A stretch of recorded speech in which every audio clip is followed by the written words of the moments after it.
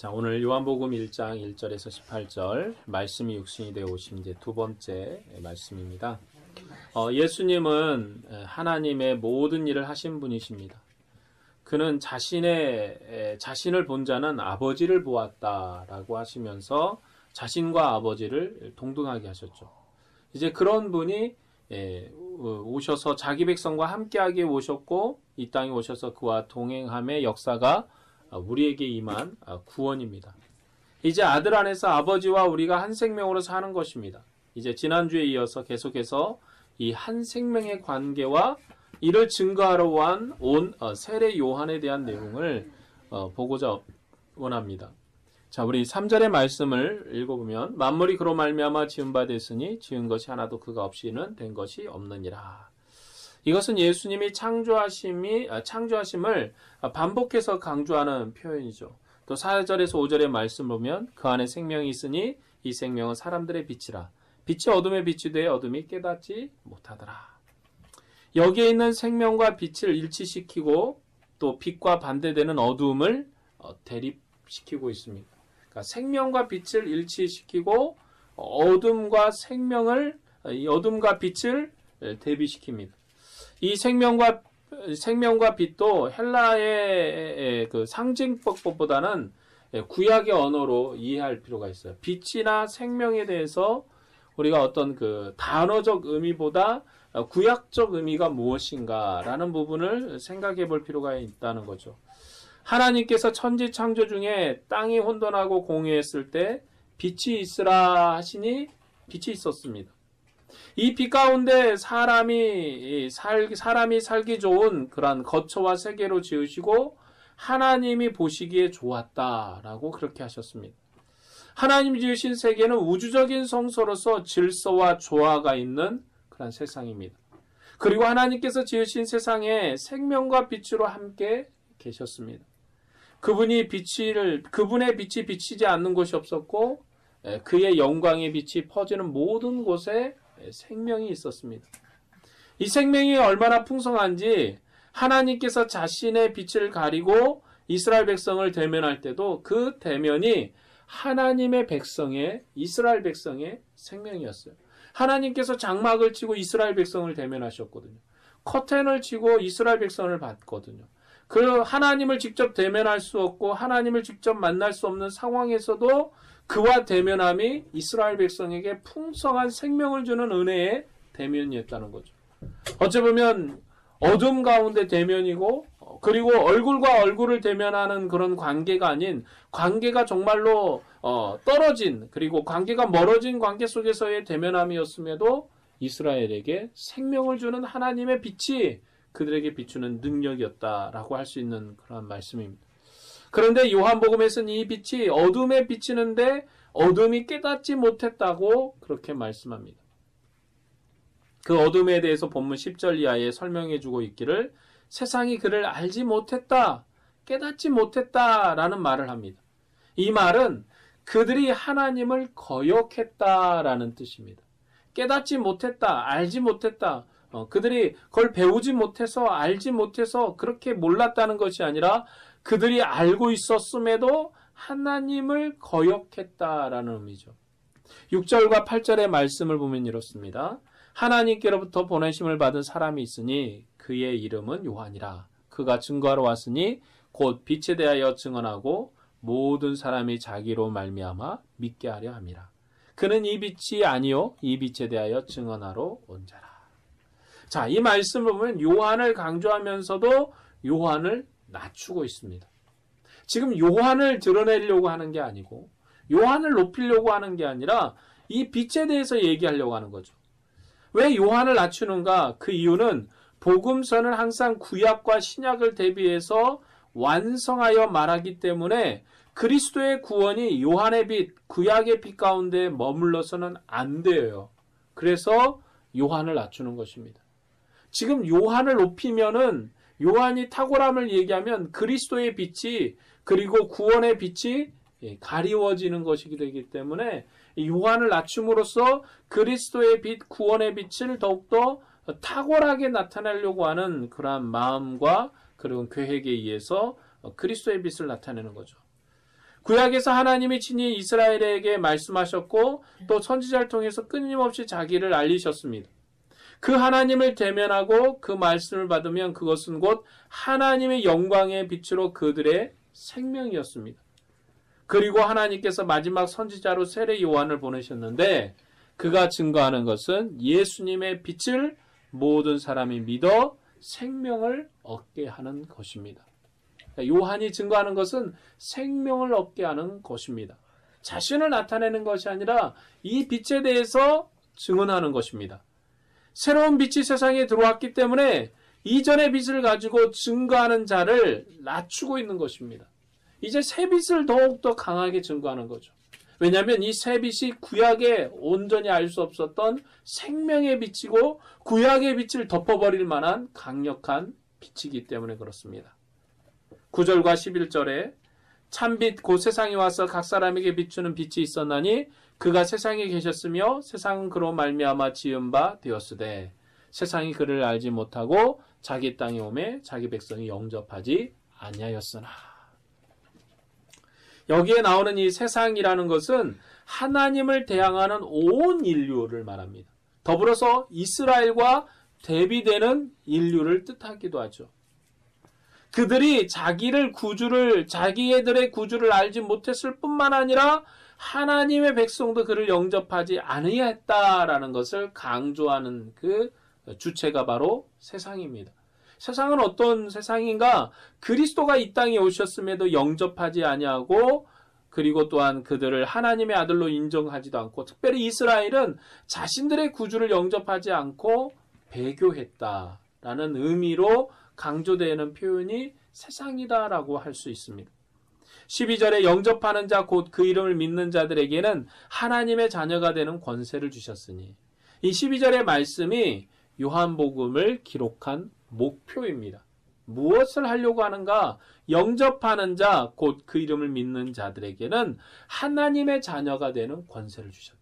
지금 이 하나님의 자녀가 되는 권세가 이 땅에 오셨음을 드러내고 이야기하고 나타내려고 하는 것이 요한복음의 목적이라고 할 수 있어요. 그러니까 오늘 우리가 요한복음을 읽고 또 요한복음의 말씀을 나누고 이 말씀의 설교를 우리가 들음으로써 깨닫고 고백하는 바가 뭐냐면 예수 그리스도를 믿으면 하나님의 자녀가 되는 권세가 우리 안에 머문다는 것을 알게 되는 것입니다. 믿는 자들에게 하나님의 자녀가 되는 권세를 주셨으니 이는 혈통으로 육종으로나 사람의 뜻으로 나지 아니하고 오직 하나님께로부터 난 자들이니라. 이렇게 말씀하므로 이 하나님의 뜻으로부터 하나님으로 말미암아 난 자들, 하나님의 자녀가 되는 것을 우리에게 말합니다. 하나님께서 모세를 보내서 이스라엘을 자기 백성 삼으시고 그들 중에 계셨을 때 이스라엘은 혈통을 따라 나는 땅에 속한 자들이었습니다. 나는 누구의 지파에 속했다. 나는 누구로 말미암았다. 우리의 조상은 아브라함이고 그리고 나는 야곱의 지파에 속했고 나는 그 중에서 베냐민 지파이고 나는 유다의 지파이고 나는 레위의 지파이고 하는 그러한 지파를 따라서 그들이 하나님 백성됨의 관계를 나타내는 거죠. 하나님이 아브라함에게 말씀하셨기 때문에 오늘 내가 아브라함에게 속했다는 혈과육의 아브라함에 속했다는 것은 내가 아브라함의 음성을 들을 때 그 자리에 같이 있었다는 거예요. 내가 다윗의 지파에 속했다는 것은 다윗의 그 왕권에 하나님의 축복을 받은 그 지파에 내가 속했다는 거예요. 내가 유다의 지파이고 베냐민의 지파이란 것은 하나님의 언약을 말씀하실 때 그 언약의 자리에 내가 있었다는 거예요. 이스라엘 백성이 시내 산에 모여서 하나님의 음성을 듣고 하나님의 영광을 볼 때 내가 그 자리에 있었다는 거예요. 그래서 그 언약이 혈통을 따라서 이어졌기 때문에 이스라엘은 혈통을 따라 하나님께 속한 족속들이에요. 그렇기 때문에 내가 누구의 혈통에 나서 났는가, 내가 누구의 혈통이냐 하는 것은 대단히 중요한 것이고 대단히 의미가 있는 것이었습니다. 그러나 하나님께서 이제 그 아들을 보내셔서 그를 믿는 자는 하나님의 자녀가 되는 권세를 주셨는데 이제 그들은 땅에 속한 자, 혈통에 속한 자, 사람의 뜻에 속한 자들이 아니라 오직 하나님의 속에 속한 자들이 되었다는 것입니다. 이제 우리가 예수 그리스도 안에서 하나님의 자녀가 되는 것은 혈통을 따르는 게 아니라는 거예요. 그리고 땅에 속한 자가 되는 게 아니라는 것이죠. 그렇기 때문에 우리가 우리 아버님이 장로예요. 또 우리가 3대째 예수 믿어요. 물론 우리가 주의 믿음의 풍성함을 따라서 그 가정 안에서 흐르는 그 가품과 그의 지도를 따라서 믿음의 신앙을 우리가 물려받을 수는 있지만 그 내가 누구의 자손으로서 몇 대째 신앙생활을 하고 있다는 그것이 우리를 구원케 하는 것은 아니라는 것입니다. 나의 온전한 고백, 나의 온전한 그런 믿음의 화답은 내가 주로 말미암아 구원을 얻었고 예수를 믿는 자는 주로 말미암아 영생의 소망이 있고 주를 믿는 자는 하나님의 자녀가 되는 권세가 있다는 믿음의 이 고백이 우리와 하나님과의 관계를 말하는 고백이라는 것이요. 오늘 내가 어떤 관계로 주님의 뜻에 서 있는가, 그것은 의미 있는 고백이 아니라는 것입니다.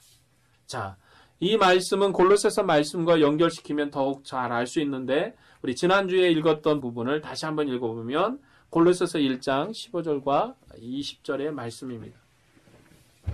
그는 보이지 아니하는 하나님의 형상이시요 모든 피조물보다 먼저 나시니니 만물이 그에게 창조되되 하늘과 땅에 보이는 것들과 보이지 않는 것들과 혹은 왕권들이나 주권들이나 통치자들이나 권세들이나 만물들이 다 그로 말미암고 그를 위하여 창조되었고 또한 그가 만물보다 먼저 계시고 만물이 그 안에 함께 섰느니라. 그는 몸된 교회의 머리시니라. 그가 근본이시요 죽은 자들 가운데 먼저 나시니니 이는 친히 만물의 으뜸이 되려 하시며 아버지께서는 모든 충만함으로 예수 안에 거하게 하시고 그의 십자가의 피로 화평을 이루사 만물 곧 땅에 있는 것들이나 하늘에 있는 것들이 그로 말미암아 자기와 화목하게 되기를 기뻐하십니다. 예수님은 아버지로부터 나셨는데 우리를 죽음으로부터 새로운 출생을 시키시고 나신 분으로 골로새서는 설명해 주고 있습니다. 이제 누구든지 예수님을 믿으면 하나님께로부터 난 자로 위로부터 난 자가 되는 것입니다. 그래서 아들로 말미암아 난 우리의 믿음의 사람들은 혈통을 따라서 해석되지 않아요. 우리는 하늘에 속한 권세 있는 하나님의 자녀가 되었습니다. 이것이 요한복음에서 강조하고 있는 것입니다.